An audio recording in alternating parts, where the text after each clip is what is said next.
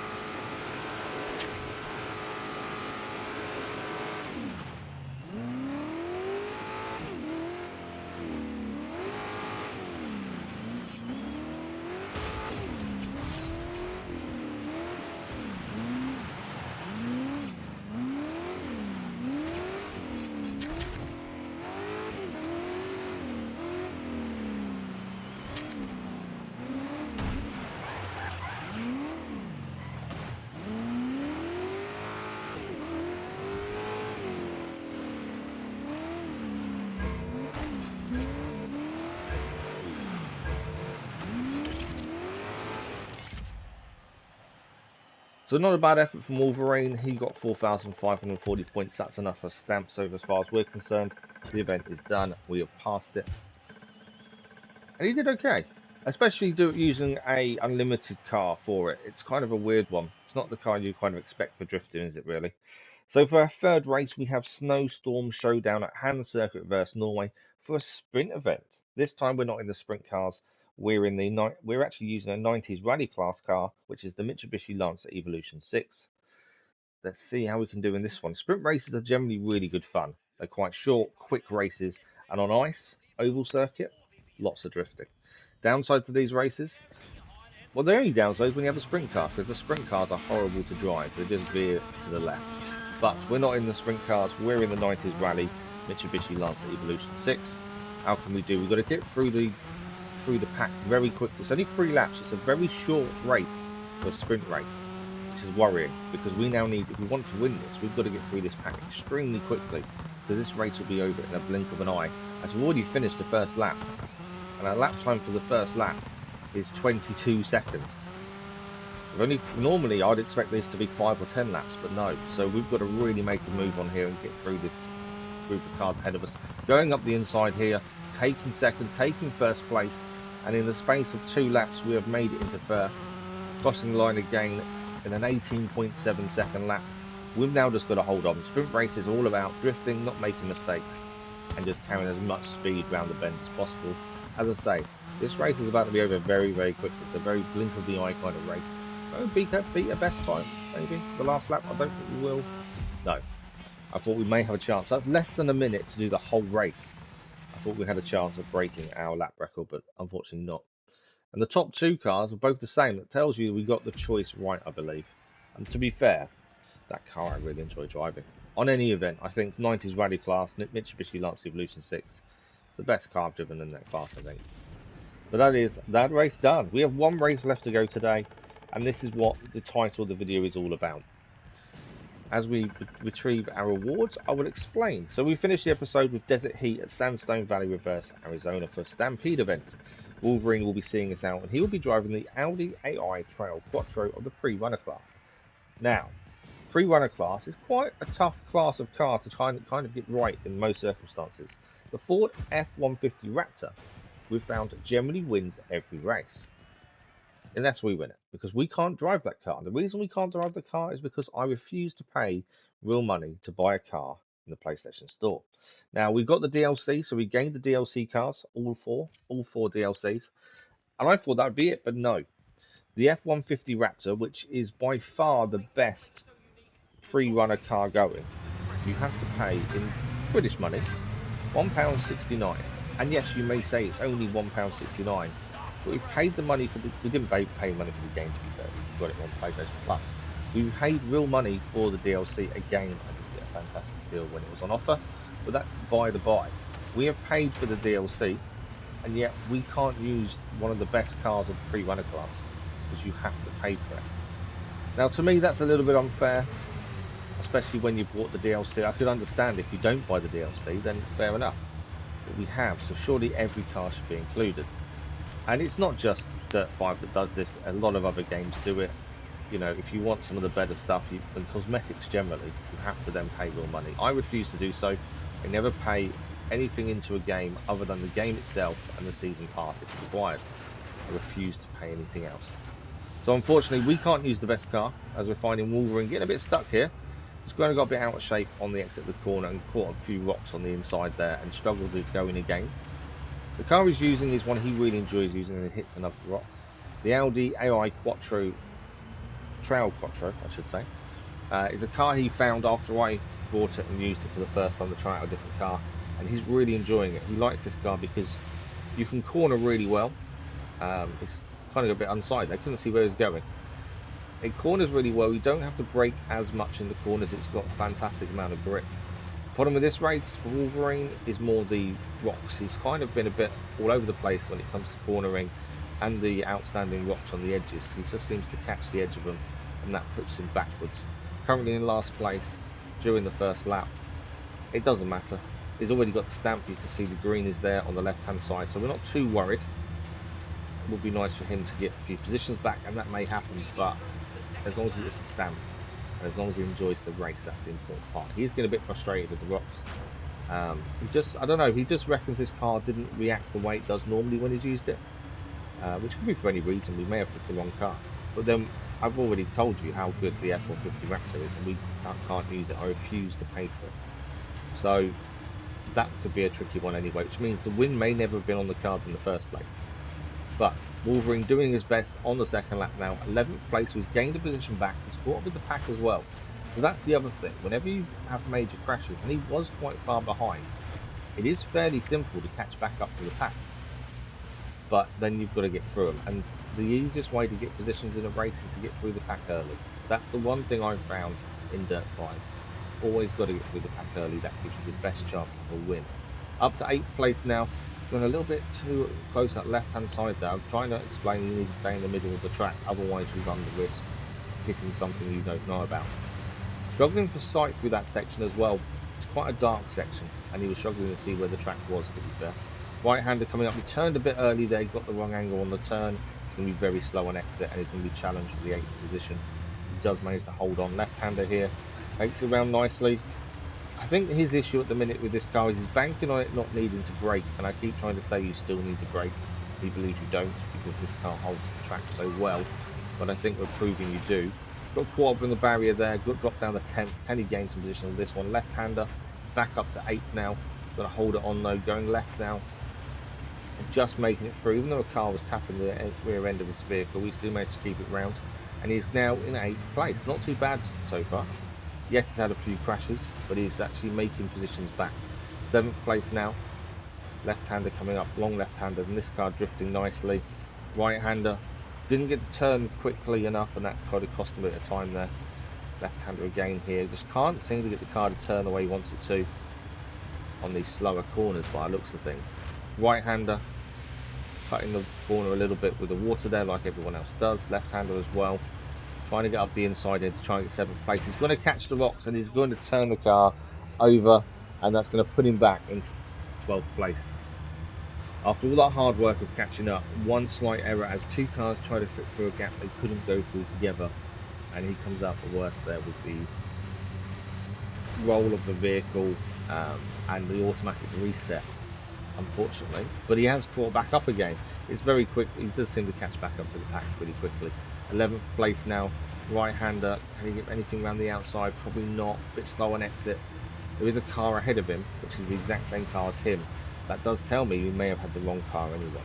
Left-hander now. He's already up to 7th. He somehow gained quite a few positions on that final corner. As he comes across the line, he's actually going to finish the race in 7th place. Isn't too bad. But look at how many Ford F-150 Raptors are. In fact, all of them bar 3 are Raptors. The only 3 that weren't is the car that he was driving, the Audi AI Trial Quattro, and none of them finished that high. So, yes, you could say Wolverine made some mistakes. He rolled the car, hit a few rocks, but at the same time, I don't think the win was ever on the cards. With that many Raptors, you've got to do an amazing drive, I think, to win with those. So it is slightly unfair when it comes to the pre-runner class. All we can do is keep plugging away and hopefully beat the Raptors every now and then, or whenever we get the chance to. But that is it for today. We've had some decent races, a few wins. We've had a Gymkhana as well. Some pretty good races, and we've spoken about how the F-150 Raptor just isn't really fair unless you buy it yourself with real money. But that is it for today. Thank you all for watching. We'll be back very soon with more Dirt 5. And as I say, if you do enjoy the content on the channel, don't forget to subscribe and like does help as well. And ring the bell so you don't miss any content. We'll see you soon.